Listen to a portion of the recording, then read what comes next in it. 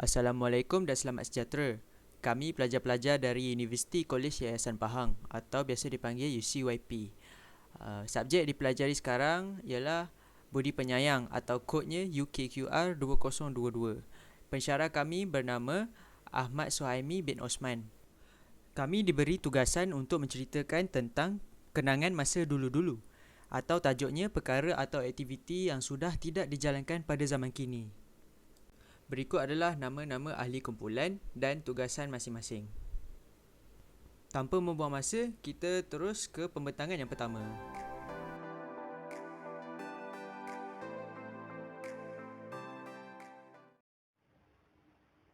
Hello, Assalamualaikum. Nama saya Muhammad Aiman Haziq. Saya ingin menerangkan tentang kenangan lalu wayang kulit. Wayang kulit merupakan sejenis teater tradisional yang popular dalam kalangan masyarakat Asia Tenggara sebelum kedatangan berbagai seni hiburan dan persembahan moden dan yang kebanyakannya berasaskan media elektronik. Ia merupakan suatu persembahan teater menggunakan prinsip cahaya dan bayang-bayang daripada patung-patung kulit yang terdiri daripada berbagai watak mitologi dan khayalan dimainkan oleh seorang dalang. Wayang kulit dipersembahkan dalam upacara atau perayaan tertentu. Fungsi wayang kulit ini adalah sebagai medium hiburan dan kadang-kadang dikaitkan dengan unsur ritual yang terdapat dalam suatu masyarakat. Persembahan wayang kulit selalunya diiringi oleh satu kumpulan muzik, satu muzik paluan atau gamelan dan juga alat tiupan serunai atau alat bertali rebab. Apa Abang duk ketung sini? Batang? Duk ketung buat apa Batang? Kulah.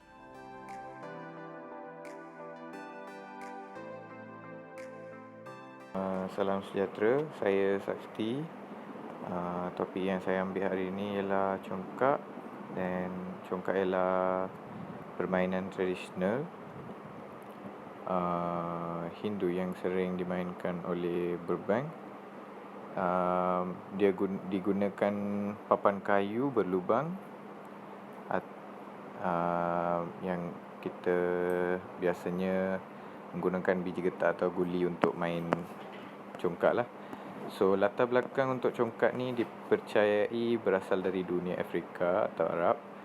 So, tapi bagaimanapun bukti tertua yang dijumpai oleh cari gali purba yang dia dibiayai oleh Persatuan National Geographic menjumpai kepingan batu kapur yang mempunyai 2 liang selari bertarikh semenjak 5,000 sehingga 7,000 sebelum Masihi.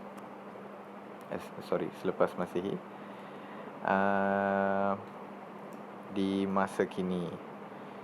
So, di Asia Tenggara, congkak mungkin berkembang dari Melaka, memandang negeri ini merupakan pusat perdagangan pada waktu dahululah. Nama congkak dipercayai berasal dari perkataan bahasa Melayu conggak yang bermaksud pengiraan mental. Selain orang Melayu, keturunan peranakan India dan Baba Melaka turut meminati permainan congkak ini juga. Alright, so pada zaman dahulu, golongan istana bermain congkak menggunakan papan congkak lah yang berukir mewah. Sementara di kalangan rakyat jelata, ia sekadar dimainkan dengan mengorek lubang di dalam tanah.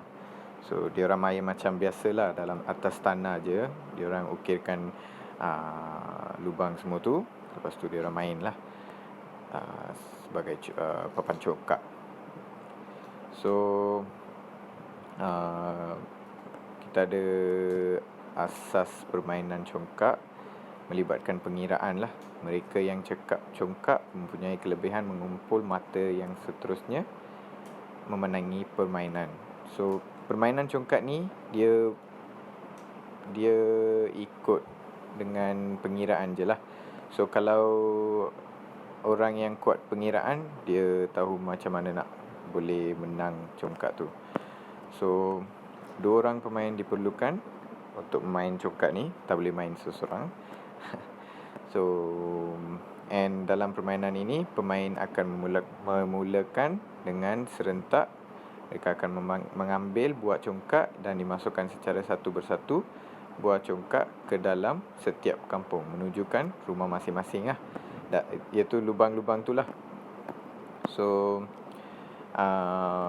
dia akan buat benda yang sama sampai kita habiskan permainan congkak itu. So terima kasih.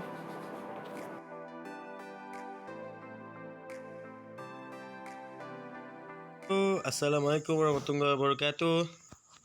Nama saya Muhammad Zulmi bin Zahari, akan menerangkan pasal guli.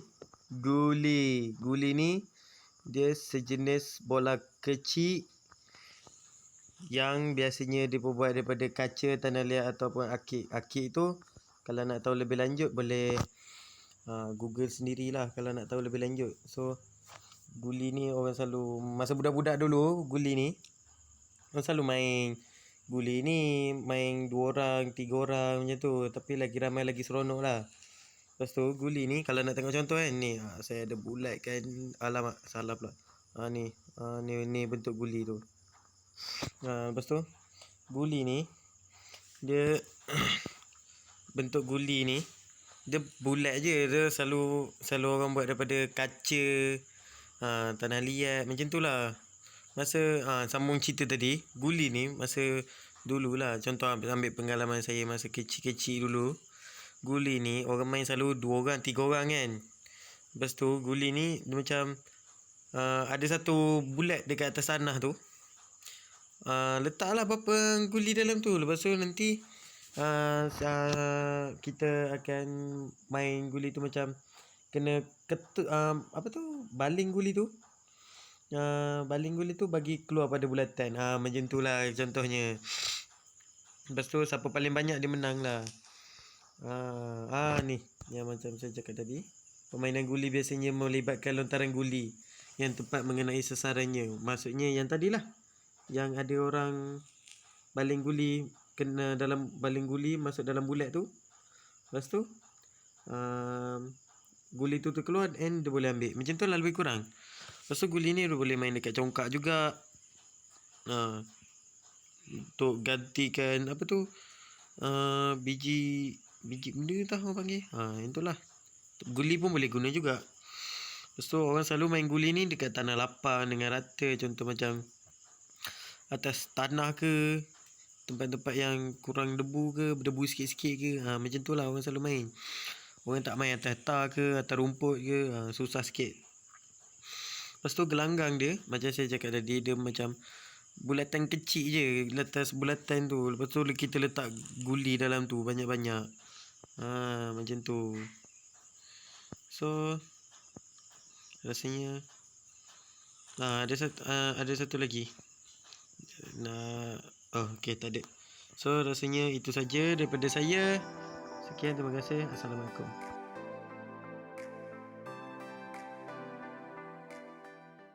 Assalamualaikum, saya Azim. Saya akan ceritakan tentang aktiviti di mana aktiviti ini orang dulu-dulu biasa buat sebagai aktiviti harian tetapi dilupakan oleh kanak-kanak sekarang ni, iaitu permainan gala panjang.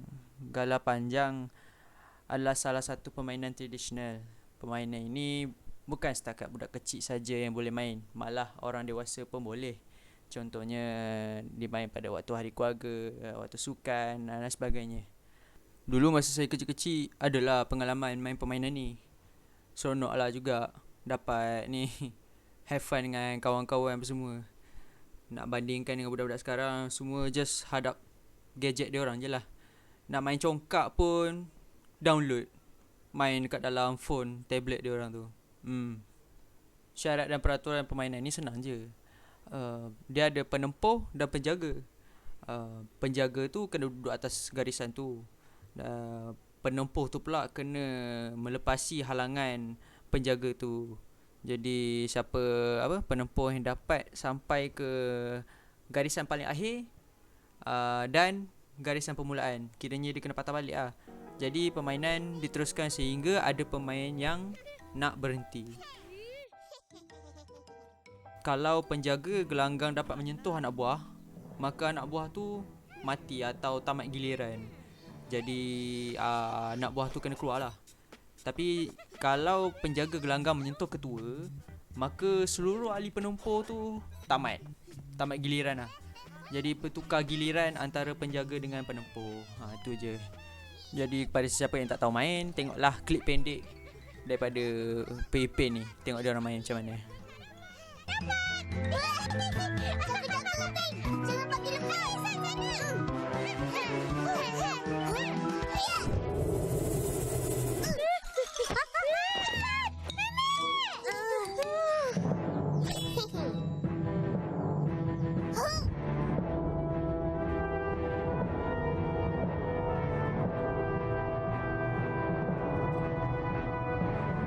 Upin ni kiranya pandai lah. Sebab Dia buat helah dia lah. Dia nampak Ehsan dengan Meme jatuh. Kiranya Upin ni adalah peluang nak touch dia orang tu supaya dia keluar. Tapi dia nampak Fizi ambil kesempatan nak lari, dia terus touch dia. Terus dia out. Ya, itu dia permainan daripada Upin dengan Ipin. Saya berharap lah budak-budak sekarang ni samalah macam dia orang. Main permainan kat luar rumah, dapat kotorkan badan diorang kan. Main bola pun boleh juga, tak kisahlah. Janji main kat luar lah, daripada terperap dekat rumah main gadget apa semua. Yep, itu sahaja daripada saya. Terima kasih.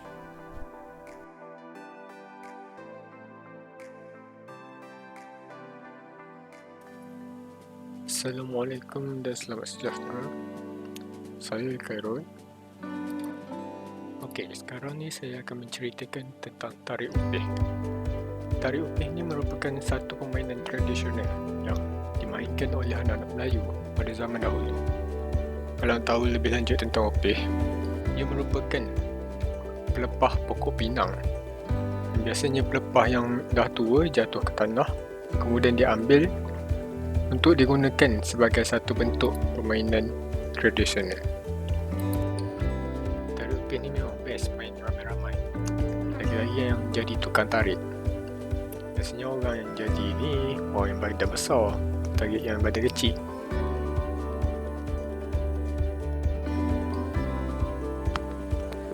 Main tarik Upih ni memang banyak kerana. Lagi-lagi time tarik tu ada yang jatuh tergelincir. Itu saja daripada saya. Sekian, terima kasih.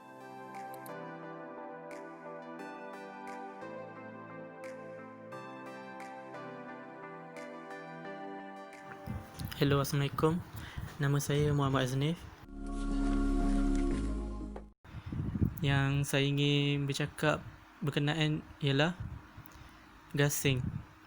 Gasing ialah permainan tradisional Melayu pada zaman 1970 hingga 1990-an. Ianya permainan tradisional Melayu yang sangat popular pada zaman itu.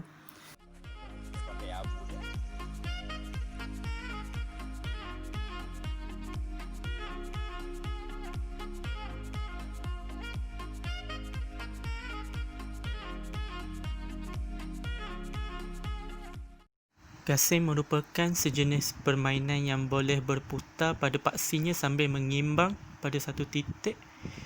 Gasing merupakan permainan tradisional orang Melayu sejak dahulu lagi.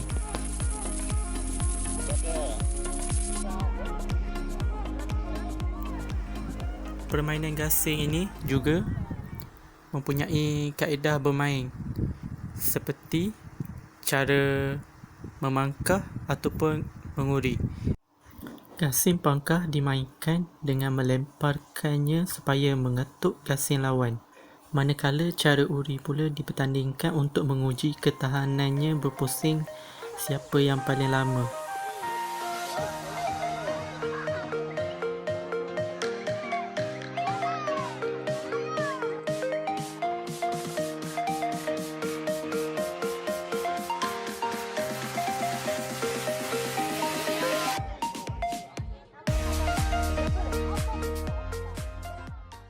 Sekian, itu saja daripada saya.